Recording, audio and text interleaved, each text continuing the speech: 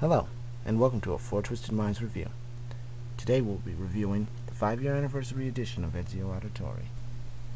As you can see, this figure is a replica of Ezio Auditore from the Assassin's Creed 2 video game.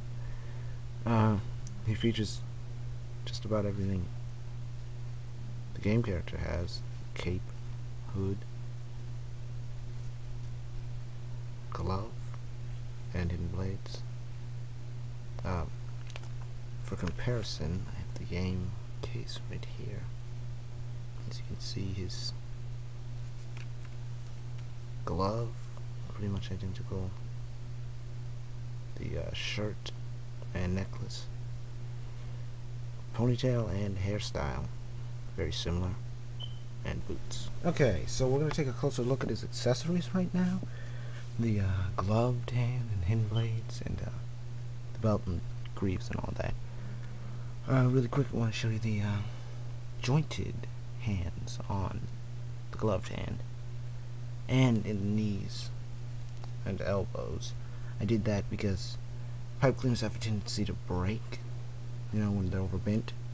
I didn't do it on the ungloved hand, because that would look a little weird with the joints. But, you can do it on the gloved hand and not really notice. So I took advantage of that. And, well, here's the hidden blade on the gloved hand.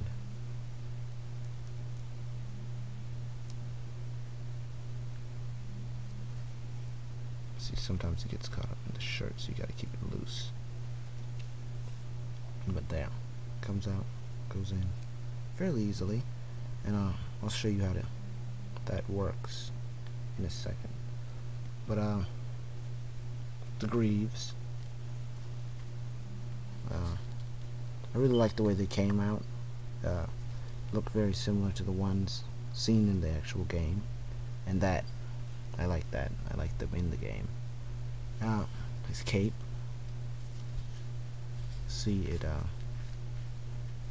folds back like inside of the game, where he'll take it like that and put it back around his hidden blade. I always thought that was cool, and we'll show the hidden blade in a second.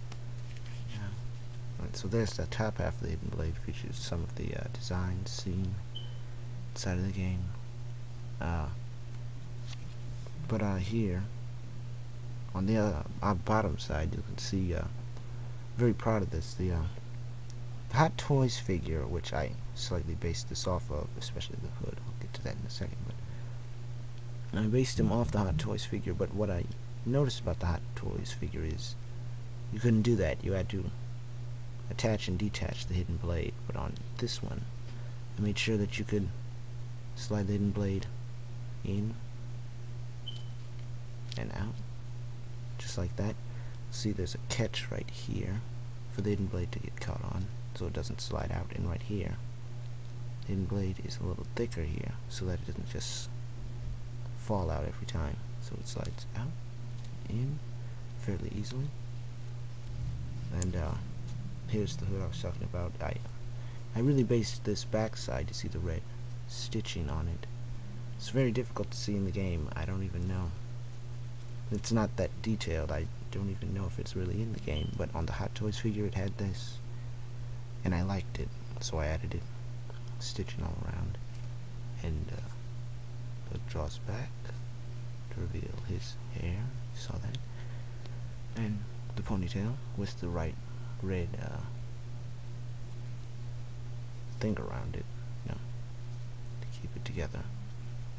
And here is the collar of his hood, and then the collar of his shirt. Authentic to the real game, I would say. You can see going like that, and his necklace underneath, if you can see that. See? Yeah. Alright, and on the cape I also added this. This was in the game. I really like it. Came out rather authentic to me. The buttons on it, and the leather right here connecting to his belt, keeping his cape on.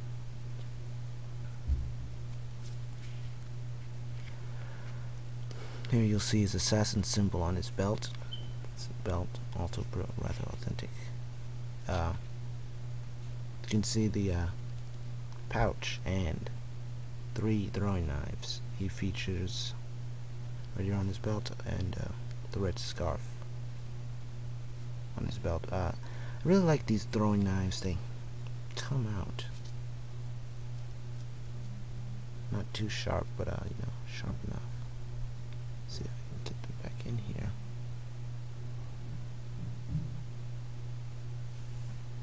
There.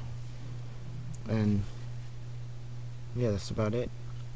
His robes, they feature the cuttings that were inside of the game rather authentically. These took me about 3 days to finish. Yeah, and his stitchings on his lower robes are also there. But that's about it for the detailed look. My favorite part of him is definitely the cape. You can comment below on what your favorite part of him is, and we'll move on. Okay, gonna take a closer look at the hidden blade, the gloved hidden blade. So we've already seen it slide out. I'm gonna show you how that works. So first you're gonna remove the glove part, the leather part. Alright, and roll the sleeve back to reveal another hitch, just like on this hidden blade. And this hitch is held in place by pipe cleaner. As far as I could tell, it's this hidden blade. I didn't see a bracer on it, on the gloved part of this one. So, and it would have been really difficult to put a whole bracer underneath this gloved part and still get the sleeve on, so the pipe cleaner actually works really nicely here. And it's fairly easy to slide it back in. I made this metal part not so sharp so that you can just push and pull on it without getting poked a lot. Alright, and to put it back on, just gonna make sure it's still in place, make sure the shirt, see, isn't getting in its way. Then you'll slide it back down the shirt. Tighten up his hands really tight. Maybe even twist them a little bit. That's just to make sure that this slides back on. There it is. Make sure, see, the puffy part isn't too tight on it, so I can slide in and out without any trouble. And that's how the hidden blade. I'm sure you've noticed the lack of a sword on this figure. He has no sword, just the hidden blades and the knives. And I did that because, if you'll see on the case here, he also lacks a sword here, just the throwing knives and the hidden blade, and this armor piece, which I don't like. So I left that out.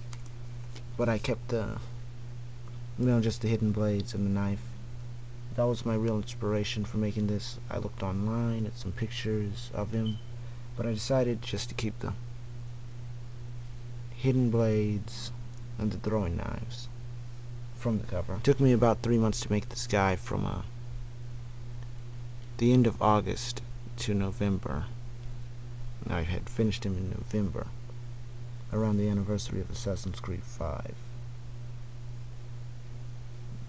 He is the anniversary figure for Assassin's Creed 5. I had made him as an anniversary piece for that game, so yeah, that's about it. Thanks for viewing. Don't forget to subscribe, and have a great day.